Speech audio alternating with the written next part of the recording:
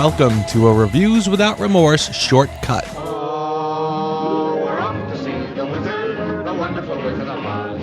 Here he is, the Wiz of a Wiz, if ever a Wiz there was. Okay, why am I talking about a movie that came out almost 90 years ago and that everyone has seen and has just become such a part of American life that reviewing it seems like an exercise in futility?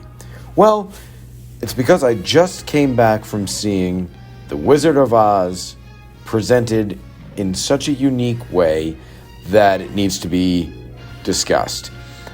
The Sphere in Las Vegas is one of the coolest theater venues I've ever been in my entire life. I was there for a U2 concert a few years ago, and when I arrived in Las Vegas last week, I saw The Wizard of Oz being advertised everywhere as playing in the Sphere, and I knew I had to see it. I'm a huge fan of the film, and you guys know what kind of a film buff I am.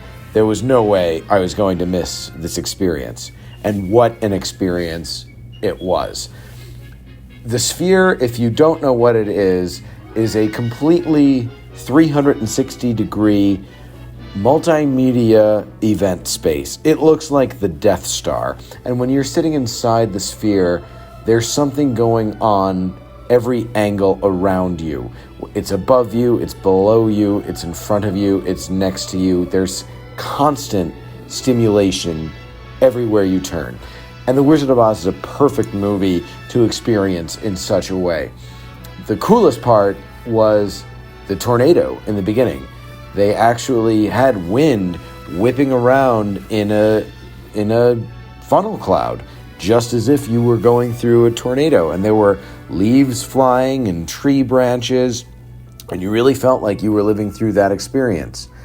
Same thing when we arrive in Munchkinland.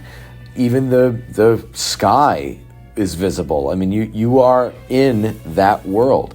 It completely surrounds and envelops you. When they fight over apples, apples fall from the sky at you as you're sitting in the seat. You can smell Oz. You can almost taste Oz. It really is a five-dimensional experience, like nothing I've ever seen. And I've been to 4D films before, but never in such a theater. I will say that because I'm very familiar with The Wizard of Oz, as we all are, a lot of it gets taken for granted.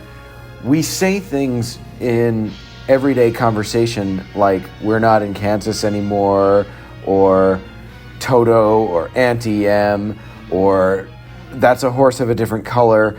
These are things that just have seeped into American lingo that you almost take them for granted and you forget where they're from. And hearing them spoken on the big screen is a really good reminder that, oh yeah, that's from a movie. It's from a very old movie, but it's from a very important movie for the American cinematic experience. My complaint about it, though, and it is a big one, is the presentation of The Wizard of Oz at the Sphere was too short. They really edited this movie down to its bare bones plot. The Wizard of Oz is a film that takes its time, and they cut it down to just an hour and 15 minutes, and that's really not enough. And because it's a movie with which I'm so familiar, I can see where the cuts are. I know that there's a lot of expository dialogue that's cut out. There's some musical numbers that aren't there in the Sphere presentation that are in the full version, or at least they're highly truncated. So it was kind of jarring, and I could see where the cuts were. It was not a seamless edit. So I really think that if I were to go see this again, I would want to see the full movie and let it have its time to breathe. An hour and 15-minute version of The Wizard of Oz is just not The Wizard of Oz. It's a different film. It's way too truncated. And as much fun as I had watching it, I could not see past the fact that it was shorter than it should be. And it wasn't the film that I'm used to watching.